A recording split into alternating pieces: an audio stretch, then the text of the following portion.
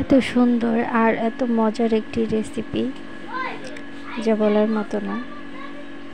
তো আসসালামু আলাইকুম, welcome back to my channel. কেমন আছেন সবাই? আশা করি ভালো আছেন।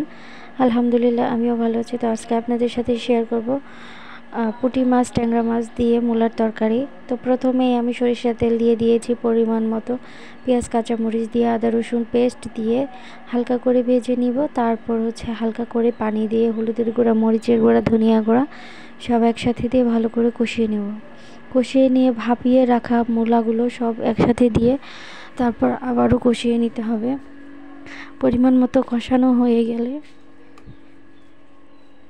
আর এই পাশেই আমি ভাজি বসিয়ে দিয়েছি, ছিম আলু দিয়ে ভাজি। আর আমার ভিডিও আপনাদের ভালো লেগে থাকলে অবশ্যই লাইক, কমেন্ট, সাবস্ক্রাইব করবেন। যারা অলরেডি করে ফেলেছেন তাদের সবাইকে অসংখ্য ধন্যবাদ। আর যারা এখনও করেননি প্লিজ আমার চ্যানেলটিকে সাবস্ক্রাইব করে দেবেন, পাশের বেল আইকনটি বাজিয়ে দেবেন। তো দেখতে পাচ্ছেন আমার ভাজিও হয়ে যাচ্ছে, আর আরেক চুলায় মূলার তরকারিও হয়ে যাচ্ছে। তো এখানে আমার ভালো করে কষিয়ে নিচ্ছি, যতটা কষানো হবে ততটাই ভালো লাগবে। আর বিশেষ করে মাটির হাঁড়িতে রান্না অসাধারণ অসাধারণ। আমি একটা পেজ থেকে নিয়েছি, তো ঢাকনাগুলো বেশি ভালো হয়নি।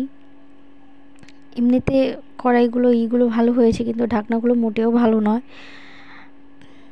তো যারা কিনবেন পেজ থেকে দেখে শুনে অর্ডার করবেন।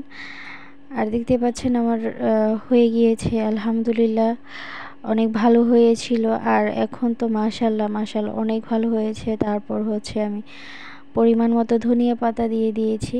তারপর আলহামদুলিল্লাহ অনেক একটা ভালো একটা ফ্লেভার বের হচ্ছে সব।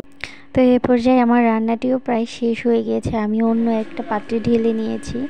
আর মাটির হাঁড়িতে রাখলে একটা কেমন একটা গন্ধ চলে আসে। সবাই ভালো থাকবেন, সুস্থ থাকবেন।